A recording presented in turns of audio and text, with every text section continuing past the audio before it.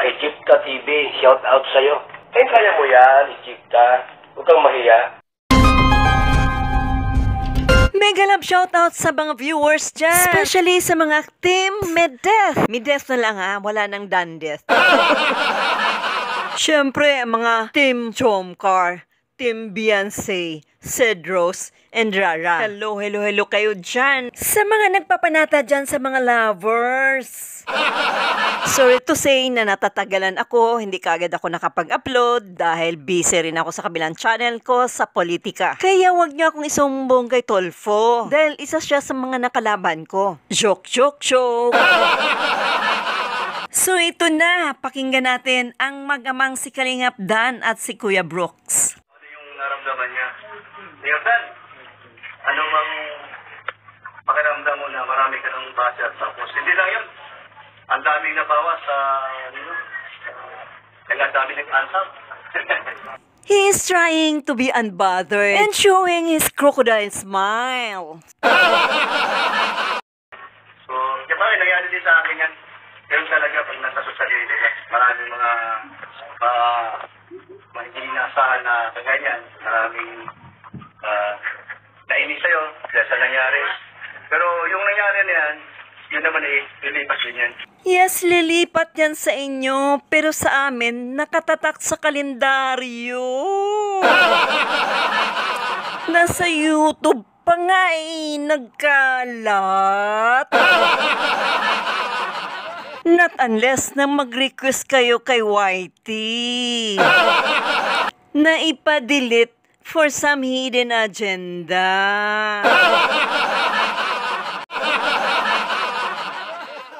So, ano masasabi mo?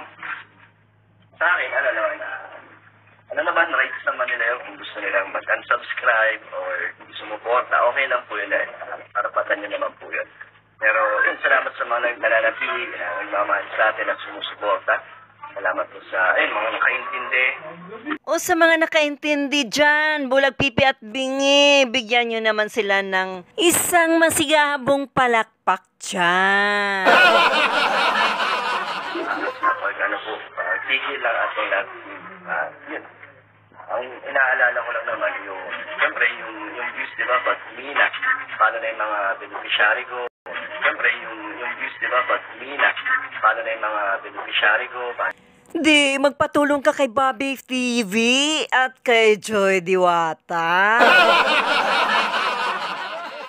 So now, he admitted na napakalaki ang pagkawala ng team Medeth or Dandeth. Tapos, ang ginawa nila kay Medeth is kinakawawa nila. Then, telling us na paano na lang ang iyong mga beneficiaries. Gano'n naman talaga It comes to an end na ang pagsisisi ay laging nasa huli. And no one is perfect. Pero dapat maging lesson to learn na ito ng mga K-boys. Tayo tutulong. Siyempre, para tayo magbibigay din ng mga pangangailangan sa mama ko at sa kapatid ko. Ang ating pagsustento sa kanila, ito, sila po yung process. Sila naman ang ating inaalala. Pero So, alalang-alala ka talaga dahil nawala na yung team Medeth sa buhay mo. Dahil nawalan ka na ng subscribers at the same time, nawala na yung mga sponsors. So, what you are now? Bigging upang bumalik ang lahat? Kung nag-alala ka na nawala ang mga sponsors, nawala ng tutulong sa mga beneficiaries mo, dapat sana inaalala mo bago ka gumawa ng kalukuhan. At pagyak-yak mo kay Medeth na akala mo may kitong. Kaya bumalik ka na doon sa diwalwal mo. sa mga bashers, wala naman. Okay lang yun. Hindi tayo nagpapakit. Oh, so you don't care about the bashers? Bakit ka nasakta? At bakit ka nag-alala na nawala na ang mga sponsors? Hindi mo ba alam sila yung mga bashers mo? Kaya lang. Tuloy lang ako sa mission ko. Dahil dyan po mga sumusuporta sa atin. Patuloy lang tayo. You know what, Kalingap Dan? You are old enough. You are 31 years old. But you have to explore your mentality or grow more to be more fitted as charity vlogger. Huwag niyong pairalin yung kaerihan niyo. Kung talagang sincere ka sa iyong pagiging charity vlogger, kasi you would always be considered in any aspects pagdating sa pagtulong. Not just in physical, financial, but most importantly is having wisdom. Kasi ang ginawa nyo kay Mideth is very unfair. Now, she's having an emotional and mentally suffered. Isipin mo, she's too young for having this emotional baggage. At pakinggan naman natin ang abogado niyang ama. Ayan, no? So, yung mga nangyayari ngayon, nangyari din sa akin dati yan. So, first time mong nangyari dito, anong kasunod ng plano na kaya yun, nabigla ka sa pangyayari kasi bigla nga naman na hindi mo inasahan ito. Hindi mo ka inasahan ito, first time mo nga mangyari ito, ako, nangyari sa akin ilang beses na. So, yun lang, laban lang na. Babalik din naman yan.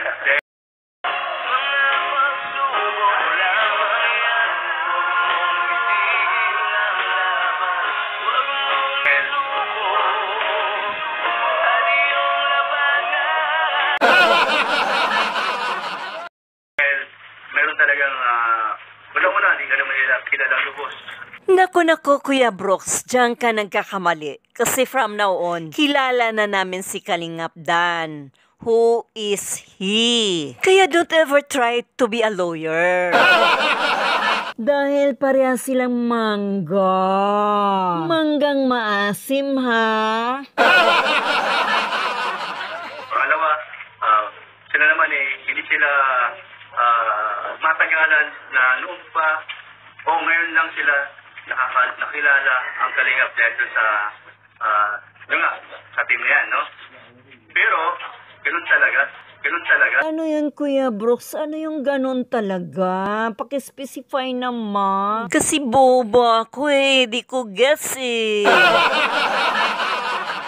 hindi mo talaga yan na next week sa totoo lang. Pero salamat pa rin sa kanila na salamat pa rin.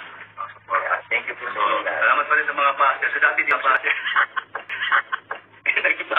Oh, salamat daw mga bashers, pero tinatawanan nila. Hindi mo ba alam, Kuya Brooks, na ang mga bashers ang tumulong sa bahay mo? Na malamansyon, pero ang bahay ng sponsor ay bahay kubo? Kaya mga ngiti nila ay nakakaloko. Nagkipagod tayo dahil may dahilan. Pero, ganun pa man yan, sige lang, laban lang. Tuloy mo lang ang trabaho, ang iyong pagiging charity vlogger mo sa Kalingap. Panatuloy mo mapakumbaba para dati ang nakikita na tayo, ganun pa rin, para hindi man tayo magbago. Hindi man tayo magbago. Huwag tayo magbago. Salamat pa sa iyo. Kalingap Dan, sa totoo lang, nalungkot ka rin. Sinagot na yan. Sabi nga niya nalulungkot siya kasi nawala yung sponsor. Pero hindi siya nalungkot na nawala si Mideth. Kasi nandun si Diwalwal Sa nangyari, dahil yung bang maraming passer ka na dati wala kamang kapasser-passer, pero ngayon napakadami na. Diba? Na ako Sige, tawa pa mo. Para lalong mas madagdagan ang bashers niyo. Kaya tawang nakakaloko. Tama tayo sa bashers. Yun ang sabi nila, itik sa bunga, pinabato ng bunga. Yun ang ibig sabihin na okay lang na batter na yun. Talukot din tayo syempre na si Medit ang first natin na ang labi din na itulong ng community ni Medit. Oo nga, totoo yun. Oh, alam naman niya pala na malaki ang tulong ang community ni Mideth. Bakit si Diwalwal ang pinili mo? Hindi kay Diwalwal community ka na lang tumawag ng rescue. Bakit naman panay parinig mo sa community ni Mideth at mga sponsors? O mga sponsors dyan, anong verdict nyo dito kay Kalingap Dan? Babalikan nyo ba pagkatapos ng lahat? Hello, hello! Hindi naman natin maitatanggi na nakatulong din talaga ang love team na ginawa ni Kalingap. Pero sabi ni Kalingap Rob ay mas malaki ang tulong mong naibigay kay Mideth. Sino ba talaga sa inyo ang nagsasabi ng totoo? Pero yun, hanggang doon lang talaga tayo. Kaya maayos naman tayo nagpaalam para habang maaga wala na hindi na lumalim kung ano man yung mga inaasahan ng mga supporters. Hindi na natin pinatagal para hindi na ganun sana. Mas masakit kasi mas matagal, di ba? Kaya habang umaaga pa lang, sinabi na natin yung totoo. No need to explain na Kalingap Dan kasi officially na-broadcast na yan sa YouTube channel yung ginawa nyong magpinsan, di ba? And sabihin nyo pang good vibes lang, bakit si Joy? Kung pang good vibes lang talaga, ba't inayawan niya si David, right? So lumalabas na iisa lang ang pag-uugali nyo. So, same feather, flocks together. Pero tanongin kita, dahil sa love team niya, bigla mo na lang in-stop. May dahilan ba? Yun nga, ang ating mga naging toxic na community, hindi naman sinasabi na buong dandis, iba't ibang tao. Tama yun. Pero, yun, sinasabi lang nila naman pero may alam ako na ano. Actually, mga toxic na yan. Kaya mo na sila sila. Alam mo. So, you just said na hindi lang buong Mideth community ang nag-unsub sa inyo, kundi, of course, yung nakakaintindi at nakakakita sa mga ginagawa nyong kapalpakan. So, it means to say, there is something wrong against your attitude. Right? Kasi hindi lang ang buong community ang nakanotice sa ginagawa nyo, kundi halos buong viewers ng Kalingap. At may mga ibang reactor trying to cover up kung ano yung mali na naging sip-sip. And now you are saying na toxic ang mga fans o mga viewers. Sino kaya ang toxic? So sa mga viewers dyan, the final verdict is yours. Advance to be recognized.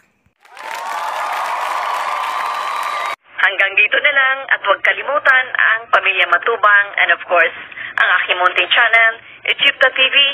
God bless you all.